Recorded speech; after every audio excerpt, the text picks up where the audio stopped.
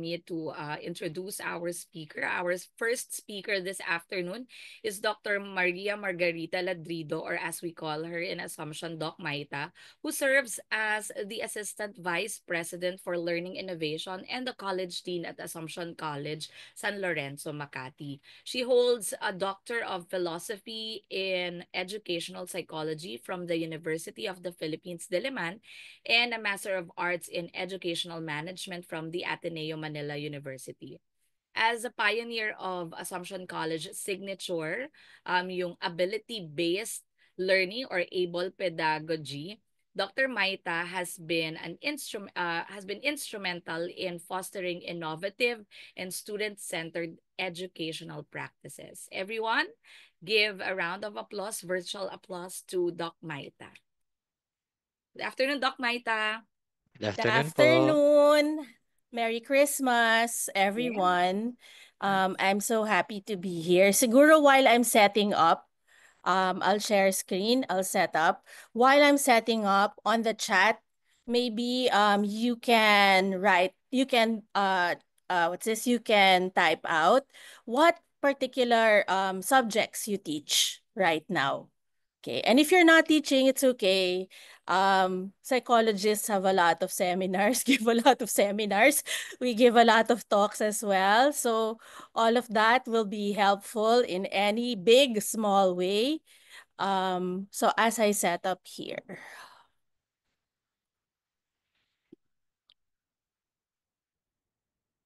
Ayan. Okay. Let me read some of the answers for you, Doc Maita. Text, Pat. Yeah, go ahead. Yung iba sabi, introduction to counseling, currently teaching psychological statistic, general psychology, UTS, psych assessment, major subjects in psychology, experimental, abnormal psychology, developmental psychology, research, psych stat, cognitive psychology and IO, educational psychology, abpsych, devpsych, field methods, introduction to community psychology. Interesting yung mga subjects natin, no? Oh. And many more. Ayun. Okay. So thank you very much, everyone. Very highly participative. I'm looking at the chat, 37 ang sumagot, 'di ba? Ang galing-galing. And so like many of you know, my journey in teaching started out, I think, as a general psychology teacher who taught, all the basics of gen psych before actually diving into the more specialized field. It was the first time. At the same time, in my teaching journey, I was also asked to teach English at the same time. So that's uh, my first kind of teaching that I did. Before that, in higher ed, no, before that, when I started out, right after grad, I was a preschool teacher. And I went into teaching very idealistic, very excited, but also in idealistic in the way where I thought I was just going to do all the cute. I call them the cute stuff because, for example, my first story in teaching preschool, I wanted to teach what's this? I was teaching painting art class, and I wanted to teach finger painting. And I didn't understand at the time the kind of organization that needs to be in place to teach painting at all to 5-year-olds or 6-year-olds, no? And I didn't also know at the time how little choice you need to give, especially for young kids. So of course, I had all the colors there. I was in, at the time, the uniform for preschool in Assumption was a pencil skirt and a very cute pink top.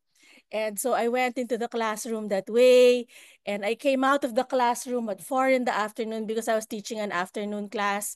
I came out of the classroom na puno ng paint yung aking uniform na maganda. Everything was brown, everything was not cute at all, and all my students went home with their uniforms also with brown paint, because apparently when all those colors start mixing together, what comes out of that is brown. So I didn't understand at the time. It was my first activity. And I thought I'd be cute, but I didn't understand at the time the amount of preparation that teachers need to do in order to keep that sane. After that, I never taught art anymore. I taught art, but well organized art. I never went into finger painting anymore because uh, that's just a disaster waiting to happen. It looks so cute on the videos, but it's not cute at all. Anyway, so the title of my talk no was meaning making in curriculum and instruction. And I wanted to start by I don't know if any of you, when I was in grade 4, grade 5, Araling Panlipunan, naaalala ko pa clearly. You had to go to National Bookstore. You had to get a copy of the map of the Philippines. It was a small one. I remember. You can buy those parang equivalent to one bond paper size of a Philippine map. And then on it were capitals of the Philippines, and then the crops, the agricultural crops of the Philippines. And then it was even arranged by region. No, I tried to find one online. I couldn't find the exact map anymore.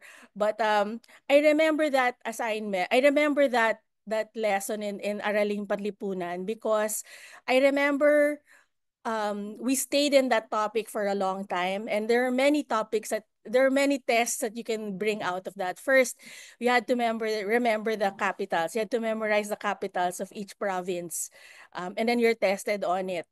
Second, I remember having to memorize which provinces belong to which regions. It was hard enough remembering the provinces of the Philippines, but to even understand which regions they belong to is still, until today, I don't think I've mastered the topic yet.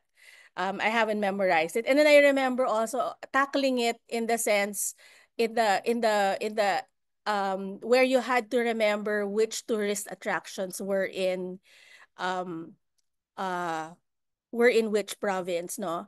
I'm from Iloilo. My family is from Iloilo, which means that the only province that I ever visited in the past was Iloilo. And I was lucky my parents actually like to travel. So we would do land trips to Ilocos or I think we even went to Legazpi at one point, a lot of trips to Batangas for the beach, no? But um, that lesson was purely purely memorization. That if I ask you today, if you went through that lesson today, and I understand in some schools it still happens, but um I can't until today. If you ask me, there are certain things that I'll remember. For example, that Ilocos is in Region 1, and that at that time the Philippine Metro Manila, or at least I live in Quezon City, so Quezon City was Region 4. But other than that, I have very little memory of which provinces belong to what region, until I started to travel. And when I started to travel, then you kind of understand the country a little bit more. So a little bit of background also about myself. I was a missionary for a while. So I was a missionary, and I traveled around the country. Your next speaker, Michelle, was one of the people with me a long time ago.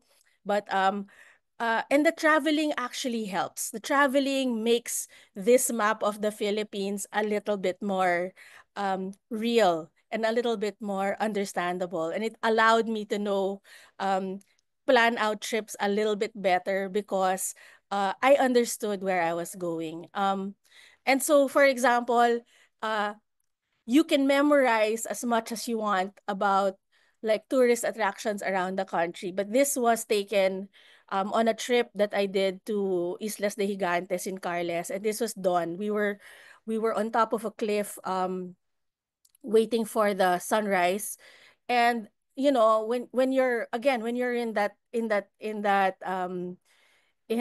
place at that time on top of the cliff. It was a very old house that we were in. Nothing takes the place. You can't get that on a map, and you won't be able to understand where you are in the Philippines unless you really travel, see those places, understand. where you are, and we were asking what that island across is, if that was still Iloilo or if that was already Capiz, and that's already Capiz, across the sea, no. So it was a very, for me, um things like this makes what meaning making really is, because you can't capture that in a lesson in Aralin Panlipunan. I also, obviously, I like traveling on my own, or this one I did with my sister, when we made it a girls trip, but we did Batad. So this is Banawe. We did Banawe and Sagada in 2018. And again, um the rice terraces as like the eighth wonder of the world, until you really go. And there are a lot of videos on what Banawe looks like. This Batad is the most tourist, it's the most famous one of all the rice terraces in Banawe, and in fact it's the one that's so touristy already. But nothing takes the place of actually being there. And then we trekked that whole rice terraces all the way up and then all the way down. And if you go past the group of houses in the bottom, there's actually a waterfall spa right below that. You'll never get that in a book, and you'll never get that in a map. And while it costs a lot of money to visit places like this.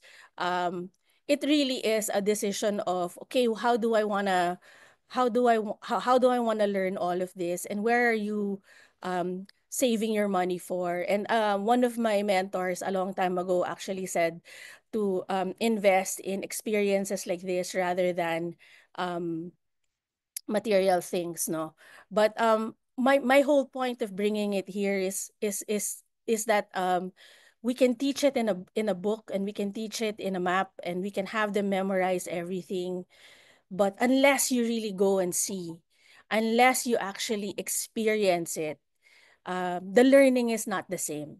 And how much it means to you is not the same. Kasi just this picture alone, hindi naman lalabas dyan kung saan ako nadapa in that rice terraces, because the steps are not even, and I could feel my knees buckling as I was trekking up and down the rice terraces. And obviously, even the taste of the rice, I don't know if it's just me or what, but the taste of the rice when you're eating rice in that rice terraces obviously is a lot different from, just regular rice that you eat.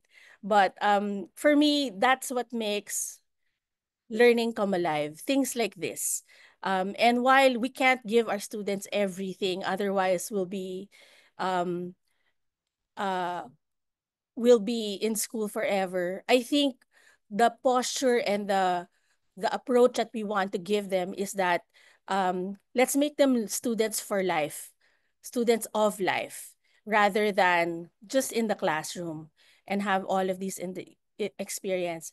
As I said earlier, I was also an English teacher, and one of the things that always stumped me earlier in my career teaching was, how is it that a student can get perfect in exercises and subject verb agreement, and still when I make them write a paragraph or I make them write a sentence, there's always like subject verb agreement problems. And it's gotten worse. I think, if you're still teaching English now, it's gotten worse, because now they don't even capitalize, or they don't even pay attention to punctuation and indentation and all the other things that you're supposed to. Uh, but one of the things that stumped me earlier is, how can students get perfect scores in subject verb agreement, and then when I make them write a report, a reflection paper, or even just a paragraph, oh, the grammatical errors that come out, it's so different. So I stopped teaching subject verb agreement this way, and I stopped giving tests like this uh earlier on. And I had to look for other ways to teach writing, where you're actually teaching them as they write the paragraph or as they write the sentence, instead of something that's so out of context such as this. Because I've seen so many people get this correctly completely. And in fact, if the entrance test is any indicator, if this is still in the entrance tests, it doesn't tell you right away whether your students are going to be able to write a whole paper or not. And paper writing, research paper writing, as you all know, many of you are research teachers. Um, that is putting many skills together in research writing. It goes way beyond subject verb agreement. So I had to find new ways of teaching how to write. Um, and stop wasting time on exercises like this, because they were getting it right but they were getting it wrong in the actual writing. And those are issues that I went through earlier in my career, where I I figured, okay, we have to find a way to fix this, and we have to figure out a way where um they actually feel like they are improving, because the teacher can't be the only one that knows that the students are improving. That they need to feel like, hey, I'm getting better at this, because that's a different kind of motivation that you're bringing. Okay, when they know that, oh, when I work on this slowly, I just keep working on this, I'll eventually get it. In the end of the day, I think one of the big decisions that I made was I stopped giving um activities and projects that can be done overnight, that they could cram, um, because it just brought out so many bad habits in the students. And I started working on projects that needed to be done over a period of time. The ones where you slowly work on it, because they stop cramming. You have to teach them. The classes are spent more in teaching them how to slowly work on something. Um, before actually submitting, and not working on it the night before, and then they can proudly say, nagpuyat ako kasi tinapos ko yung paper in one night. And I wanted to go against stuff like that, no? So, this talk is actually personal to me, because it is a lot of reflections about my own journey as an educator. And there are six different things. I'll go in and out on them, but six different things that I wanted to talk about, because these are the six maybe landmark things that I went through. First of all, I had to reflect on my own personal philosophy of education. And then I had to change my expectations of my students, decide what to assess, and I talked a little bit about that already. I got into this thing of making thinking visible, um, the power of giving feedback, and spending a lot of time on feedbacking.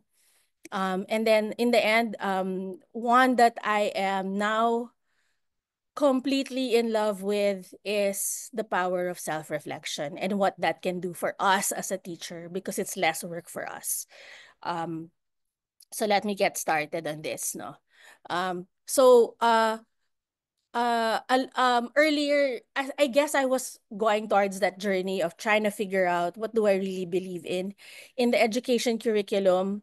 If you're an education major, there's one whole subject that teaches teacher candidates uh, how to write out a philosophy of education.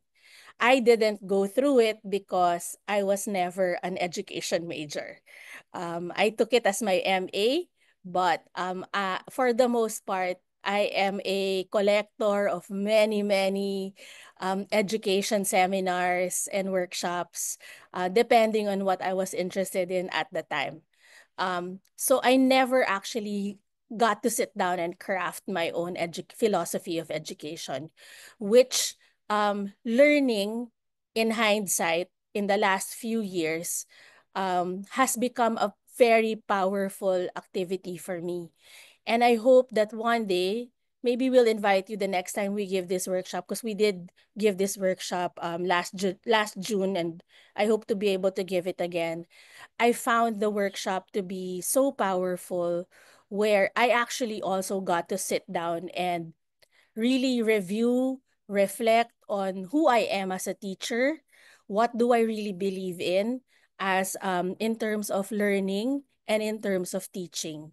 And because I was put in many, many uncomfortable situations in the past, including not being an education major.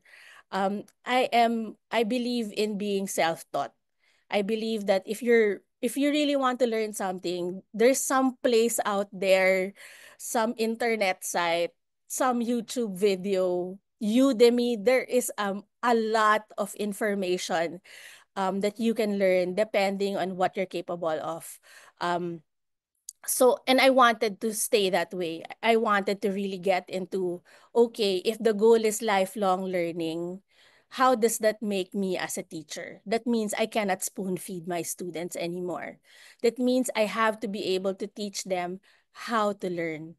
So my thesis, and if I had to write maybe another dissertation later on, or maybe a research paper, I my thesis statement actually became that our beliefs about learning influences the way we approach teaching and learning. So how we look at learning um, influences the way we teach. And so once I kind of figured that out, oh, then I can actually figure out also, what do I really want to bring out in my students? What do I really want to leave them in the end of the day? Um, and a lot of mentors along the way also brought out a lot of ideas for me to really sink my teeth into and really think about. So constructivism as a learning theory is well known in the work of Piaget. Until now, I am a big fan of Piaget. Learned it all throughout my life, from the first gen psych class I ever took as a student up to teaching it. And the more I learn about him, the more I fall in love with Piaget and the history of Piaget and Vygotsky. But they are considered the fathers of constructivism. And so I also kind of figured out when I learned it na, okay, my belief is, if I decide to believe in constructivism, then I have to also look for ways to see how knowledge is constructed in the mind of my students. How can knowledge be constructed if we're just lecturing and lecturing the whole time? This means we cannot keep lecturing because they have to construct. The other thing is that it's active. It actively happens. And they build on previous experience to make sense of what they're learning. And we know this. Theoretically, we've studied this. I like Benjamin Franklin's quote, tell me and I forget, teach me and I remember, involve me and I learn. And so that's the path that I put myself on. As a philosophy, constructivism is the belief that learners actively construct their own knowledge and understanding of the world through their experiences, interactions, and reflections.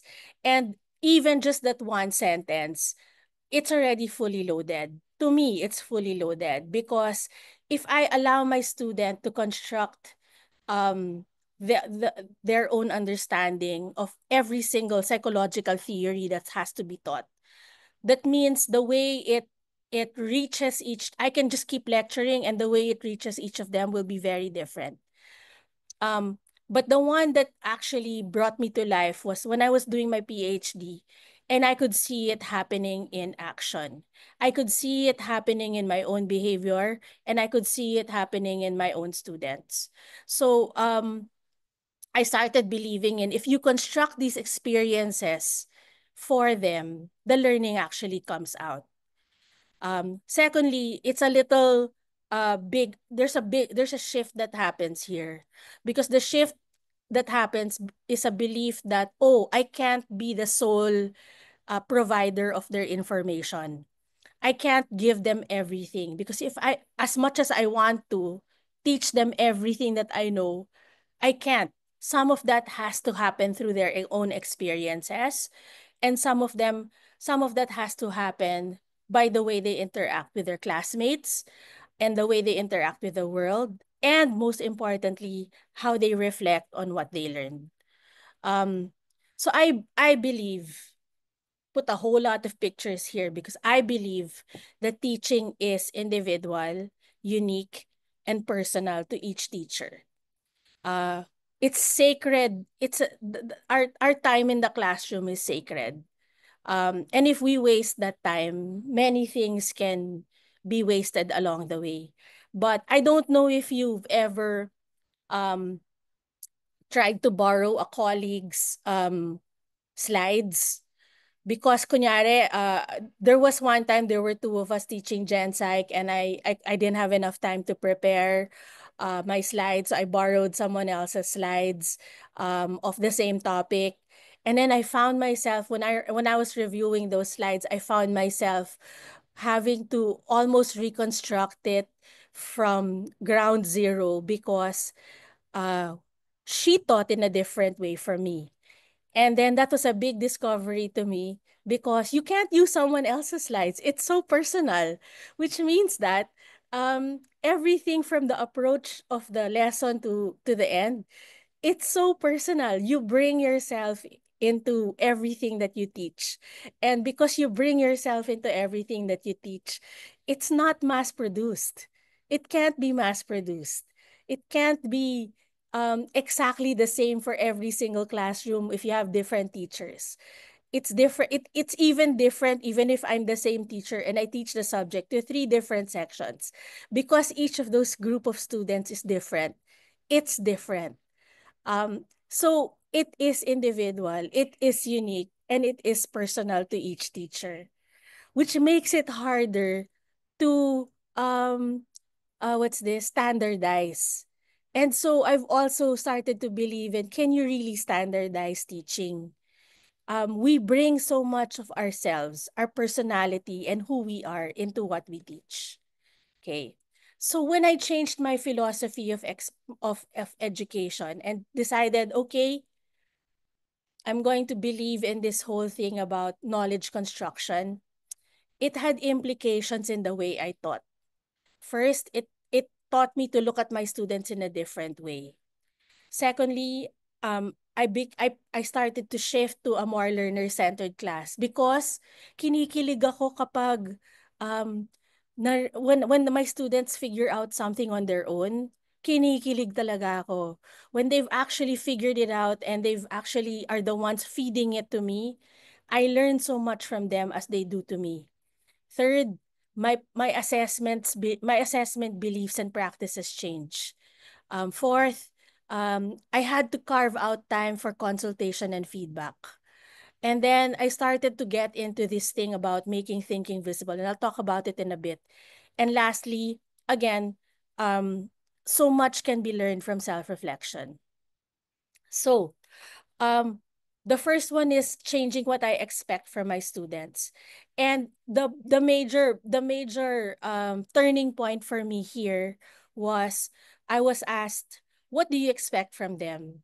And I could say, yeah, I expect them to do all the work that I make them do, and I expect them to submit things on time. But more than that, do I expect them to be I expect them to come to my class perfect?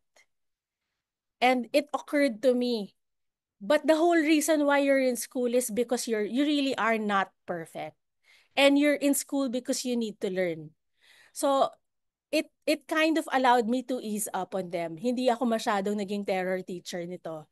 Important sa akin, for example, what is important to me, for example, is meeting deadlines. That I give in the first day of class, and I don't change my deadlines all the way to the end. But to expect perfection, if we were perfect, we wouldn't be in school. And if I expected them to make mistakes, then I have to make space for mistakes in my class. So where can mistakes happen? So that it's not dire. It's not earth shaking, especially with the generation today where parang konting mistake lang, earth-shaking kaagad. Parang devastated kaagad sila. How do I make it so that there is a space to make mistakes and it's non-threatening? Also, what is the place of tests and quizzes? Where do they belong? Are they completely eradicated? And I know I couldn't remove it completely because in the end of the day, there are licensure exams that they need to excel in. So there has to be a place for tests in this whole way of teaching. But I didn't want the test to be the end all and be all, because I wasn't also sure whether whether I could construct a really good test that measured learning. If I were an expert in test creation, and I was 100% sure that my tests um could actually uh what's this could actually measure learning, I would stick to tests. But I wasn't. So I had to give them that space, which meant for me that tests for me were low stakes, not high stakes anymore. So for me, there were three things that I had to learn from this. Learning, as much as teaching is, learning is also personal, individual, and unique to the learner. As much as I want to, I cannot learn for them. They have to learn for themselves. There's only so much a teacher can do. If the student doesn't want to learn, the student will not learn. They have to want to learn. That brought me to number two. For them to learn, motivation is essential. And whether it's the threat of failing, whether it's a low grade, or whether it's the pure and honest love of learning, learning has to, I mean, there has to be a reason why they're motivated to learn. And I don't want to judge what their motivation is as long as they keep learning. And then third, learning is highly emotional. Meaning, when I look back at my own learning journey, I can see malayo na pala yung narating ko. Or if it's hard right now, it's only hard right now. One day, this is going to get easier for me. And so that brought up a lot of issues on growth versus fixed mindset, which I know we've been talking about already for a long time. But what I wanted to say for this was, if it was different teaching growth and fixed mindset, it's different to live it out.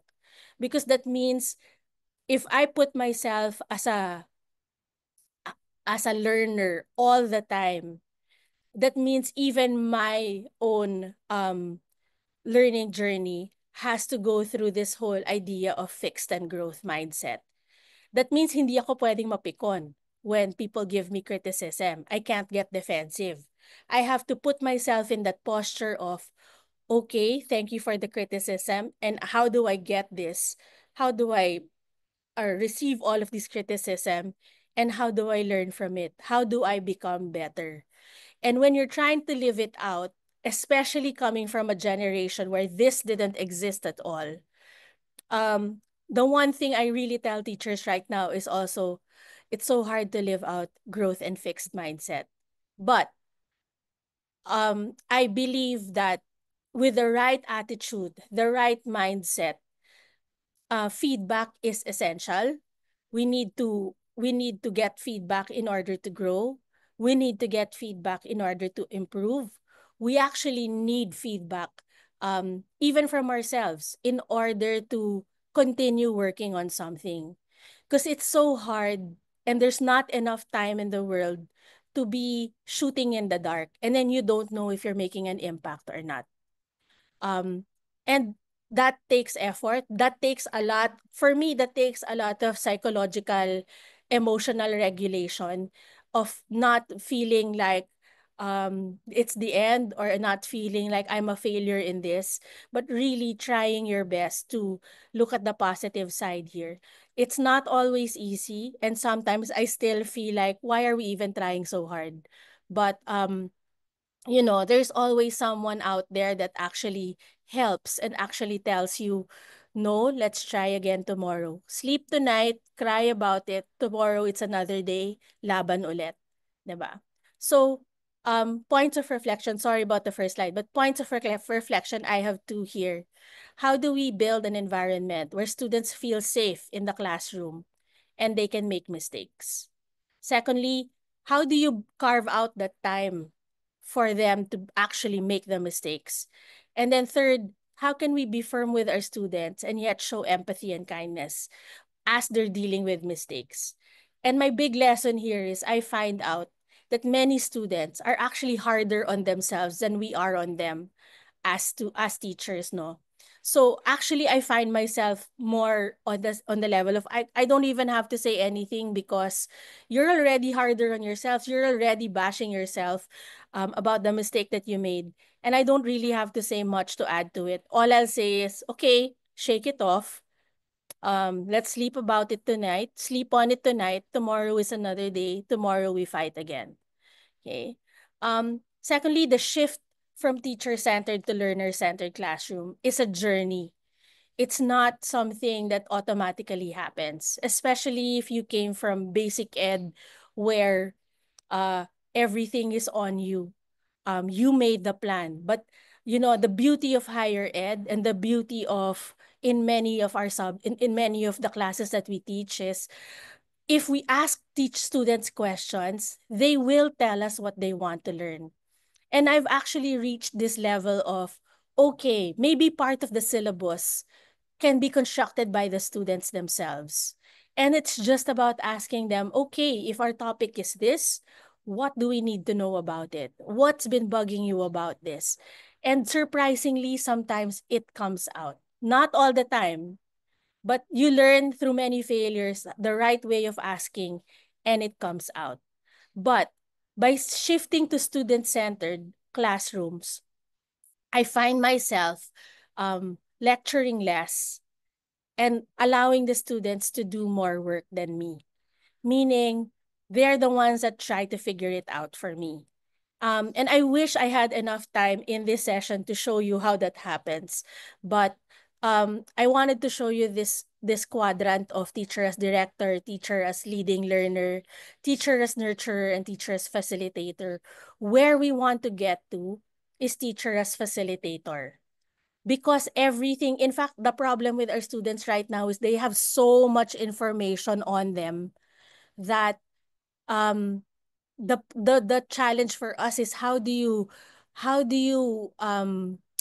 abstract the important stuff so that they can focus, because if they can't tell what is important, they will always miss their mark. So a lot of it is processing them. What do you think is the most important thing that you need to learn from this? um and there are a lot of strategies that can be put in place to help you with that. Okay. So according to Katie Martin, one of my idols, um, she has 10 characteristics of learner-centered experiences. First, which I talked about already earlier, it's personal. Secondly, agency, meaning may kusa, proactive sila. They're the ones that tell you what needs to be learned. And believe me, when it's emotional and they're angry, they will find. I've had many discussions with them where they tell me what needs to be learned. And then inquiry, posing questions, collaboration, authentic, meaning it has to be real world, critique and revision, productive struggle, and honoring that productive struggle, which is a lot of work with effort, the idea of effort, goals and accountability, showing them a lot of models, and again, it ends with reflection. Okay? So if knowledge is constructed within the learning environment, then um, it's up to us to design those learning environments that can bring out knowledge construction. And many times I find myself thinking that means I have to stop talking and allowing them to do most of the talking. So points of reflection for me, for us here today, in your classroom, who does most of the talking? And if it's still you, how do we move from that to getting the students to do most of the talking? Because I've also discovered that once you ask the right kind of questions, you can't get them to stop talking. And it's exciting for me. I love it when they can't stop talking. Um, who does the most thinking in your classroom? Shouldn't they be doing most of the thinking and not us? And then the third, what kind of learning environment do you want to build for learning to thrive? So these are questions that actually I until now it was asked of me a long time ago. It got me thinking because oo nga, who's doing most of the thinking in the classroom? If I'm doing most of the thinking, then what are they learning? Right? Because many of us we want them to think critically. But who's doing most of the critical thinking think in the classroom? Is it us or them? The other thing is that learning is a social process. So collaboration eases on the pressure on us. So I find myself thinking also, if I can get them to talk about it, then it's less work for me. And not just the conversation, not just areas where the conversation is just me and them or teacher and students, but how do you harness that energy where it's students talking with other students and learning as much as they can from that. So do we provide opportunities for students to learn from other students? And again, that means we have to stop talking and let them talk. And secondly, do we provide opportunities for students to learn from new and interesting people? That means bringing in resource people into your classroom and making them catalysts for deeper thinking. Where and I the for me the criteria for new and interesting people, passion. They have to be passionate about what they're talking about because passion shines through anytime, anywhere. And when people are passionate, students look at them and say, I want to be just like them. I want to be as passionate about this topic as that person, and that's such a good role model for our students. They have such a small, I guess our the term that I use is, let's use that to extend their world and make it bigger, no? And because I reached that point, it had a lot of implications for me for assessment. Meaning, if I had to do another thesis statement, my other thesis statement would actually be, um, uh, we teach to assessment. We teach to the test. So the way we teach changes depending on how we assess. So if I change the way I assess, I'll change automatically the way I teach changes as well. And the question that was asked of me here is, what's the difference between knowing a lot of stuff and really understanding something? Many times in much of the, especially I think when I was starting out teaching psychology, it's one theory after the other. And that could be a lot of stuff. And it takes time to build understanding. So how do we make sure that what you taught them really sticks? And for me, I wanted proof. I wanted to be able to see, are they really learning? And this has been my most, in my teaching career, a lot of the highs come from performance-based assessments, but it's also a lot of the lows because sometimes the students don't, you know, the students don't come out with really good work. And there was a time when I did one project and it turned out to look like a grade 1 project, and I was really bashing myself and saying, "Oh my God, it looks like grade 1. I can't even show this off." And they're college students. How did this happen? And I really go back into the way I teach and how I taught it. And I really kind of like cringe with that. Okay. So constructivist perspective of assessment, there's a strong connection between what you're teaching and how you're learning. And while every single theory cannot be uh you can't have a performance assessment for every single theory. For me, it goes back to, why do they need to learn this? Why do they need to do all of these things? And that maybe that's what should be assessed in the end. So um I went into multiple evidences of learning, and that became the way I started structuring my classes. Um, Integrating formative and summative, immediate feedback is given, non-judgmental, continuous assessment to construct new understanding and acquire requisite skills. And again, while I say less tests, there is a place for tests and quizzes um, within the curriculum. And I use it a lot for formative as much as I use it for summative. I still do. And once the students know that you're big on performance assessments, they actually welcome the test. 'Cause it's actually easier to study for a test than to work on a project. Okay. Um, so I have a few minutes left, but I wanted to show you this video. If you notice, the students who were giving feedback, they were actually saying not to be mean, but, you know, They knew it's hard to give feedback. You don't want to fight with your classmates. But if there's a way to do it, uh, it's easier. I don't know about you, but for me, it's easier for students to hear it from other students than to hear it from the teacher. So again, points of reflection for us. What kind of evidence do you need to convince yourself that your students are learning? So what do you want to see? How do we make space for formative assessments in our classes? And how many times can a student try in your class? So in that video, it was preschool. Obviously, there were many opportunities for drafts. But in your class, there's no hard and fast rule for this. Again, we're bound by time. But how many times can a student try in your class? And how many drafts do you allow before you actually grade it? And should this be a classroom policy?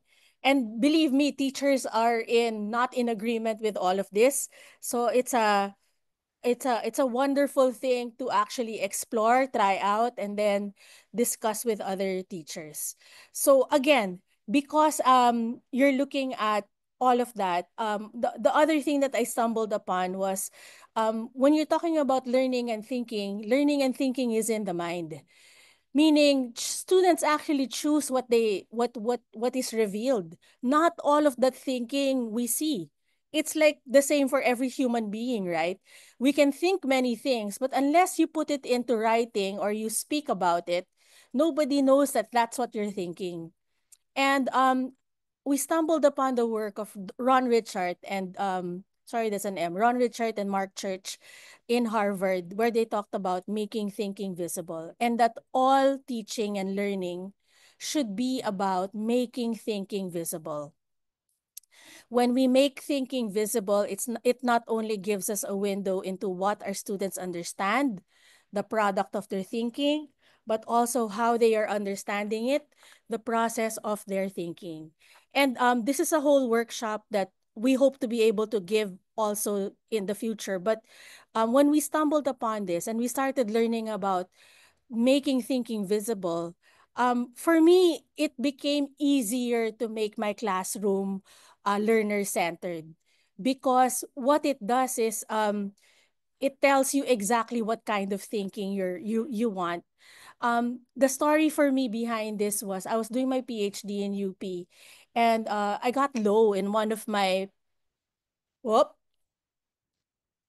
I got low in one of my papers. And in one of my papers where I got low, I couldn't figure out what I did wrong. And I remember walking to my car at night in the darkness of UP campus, thinking about what did I do wrong, and how do I improve on this.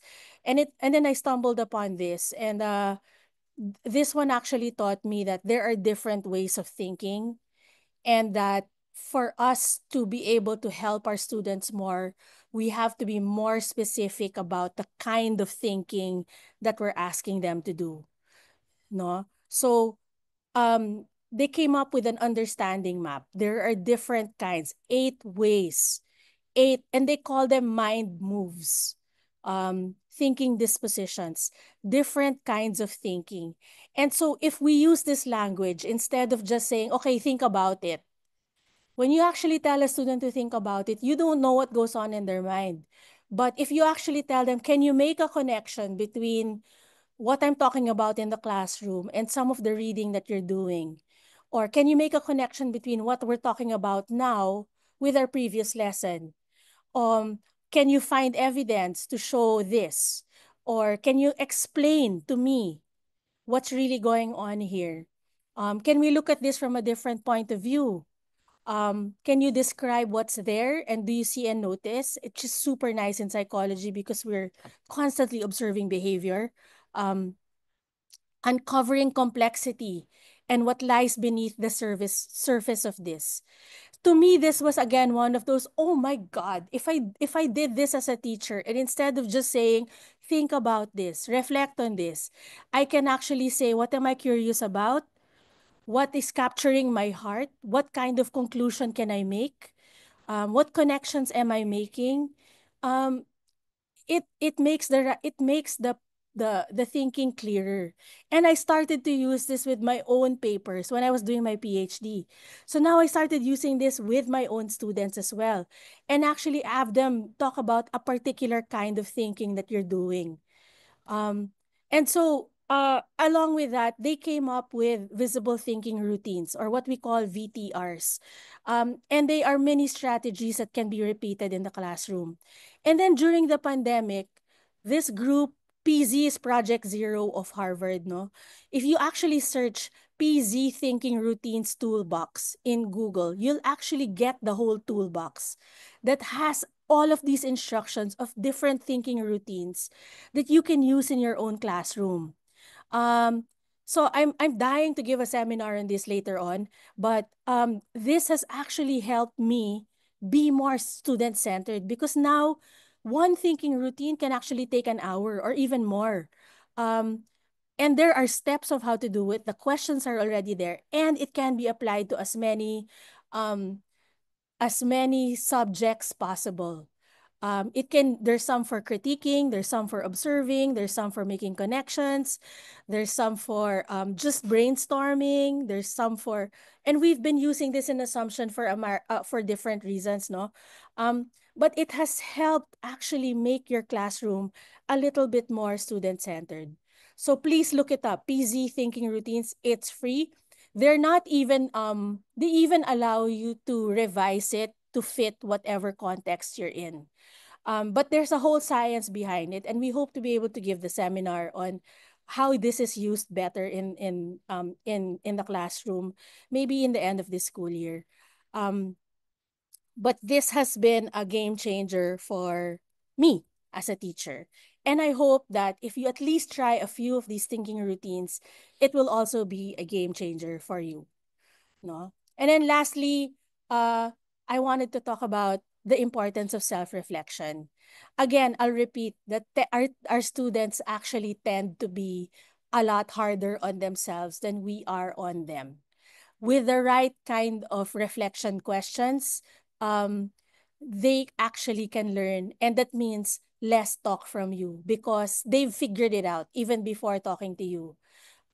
So I tend to use this in my class. If I teach a class, it usually will have a self-reflection aspect to it in many different ways, no? But I wanted to quote this article from the Harvard Business Review, which said that research shows that the habit of reflection can separate extraordinary professionals from mediocre ones. We would go as so far as to argue that it's the foundation for all other soft skills growth, where all other soft skills grow from. And I find myself really thinking in the end of the day, when I'm right, in the end of the day, as I'm going home, and I ask myself how I did in a particular class as a teacher. Should I have said this? Maybe I should have been harder on this. Maybe I should have gotten mad more. Maybe I should have gotten mad less. Um, I find myself doing this on a regular basis. And I find also that students may be doing this without actually formalizing it. So I prefer actually that we formalize it in the classroom. So if you're in any of my classes, you'll get a lot of this, no? And how do I do this? First of all, I use things like exit tickets in the end of a class. An exit ticket would be just trying to bring together everything that they learned for that day. So I like this one that I put here in the slide, which is a visible thinking routine called 3-2-1. Three things I learned today, two things I want to learn more, and one question I have. And an exit ticket is really literally the exit to the classroom, meaning they can't be dismissed from your class until they submit an exit ticket. It used to be paper and pencil, and I still do paper and pencil because I want them to write with their pens. But other times we you can always use Google. You can use a Google form, and you can use Padlet for this. Also, if you're in my class, the best thing that one of my teachers did was to journal in the end of every class. And I find I've done many ways of doing this already. I used to do it, and then I used to do it in my class, but not make it part of the class, which means that it was homework. The thing about making it homework was they crammed meaning they weren't really answering it when they're supposed to answer it. So now what I do is I give the last 10 minutes of the class as journal writing time. So I usually use Cattleya notebook so that it's easy to bring around.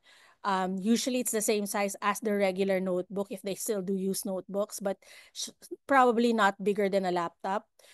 Small, thin. And then I require them to bring their journal every day. Last 10 minutes of the class is journal time. And I can collect the journals anytime. So I don't give them a deadline for when I'm going to collect the journals. I usually collect it um, randomly after 3 entries, after 5 entries. Um, Actually, tendency is after 3 so that there's not a lot of work for me to do, and then another 3. But I don't tell them when it is so that they'll bring the journals every day. And then in Assumption, we've started working on portfolios for every course, meaning in the end of the school year, the students have to look back, see what they learned, see what the highlights are, share their highlights with other people. And we find it to be a very powerful instrument to get them to really understand what they're learning, how much they learned, and what more do they want to learn. And then, of course, lastly, is to also do self reflection with a rubric, meaning if they were to pass this rubric, what kind of grade would you give, kind of thing. And that has helped a lot. To end this talk, I wanted to say that as teachers, we are first learners. And the moment we just keep that mindset of I'm a learner, I discover that I have so much to learn. And when I include self-reflection in my daily learning process, meaning in every day that I'm at work, I just ask in the end of the day, did I do well? Um, what did I do well in? What do I need to improve on? I find that uh, it has been so much more enriching. I allow myself to be a lot more open. I don't find myself to be as defensive as I used to be. And I find myself being open to all kinds of ideas. And it has allowed me to grow as a teacher in big and small ways. So, points for reflection: how do we carve out time for self reflection in our classes? How can I make use of self reflection to harness student learning? And as a teacher, how can self reflection make me a better teacher? Because I find nga that as I go through self-reflection, even my teaching philosophy changes. And I'm able to improve on myself as a teacher even more. I wanted to end with this. As a teacher, uh, the art of teaching is a constant um, project for us. And it is an art and a science, but it is a personal one because who we are, as much as we try to shield our students from who we find out as teachers that we reveal more of ourselves to our students than we actually plan to. So, in the end of the day, as we constantly work on this art of teaching, let's remind ourselves also, go easy on yourself. Reflection, well and truly done, is ego bruising. Always remember that excellence is achieved by stumbling, standing up, dusting yourself off, then stumbling again. If you study those stumbles, you're much less likely to fall down in the future. And if our attitude is everyone stumbles, and the challenge is how do we get up and how do we grow from this? I think not just as teachers, but we will be better persons all around. So thank you very much for including me in your conference today.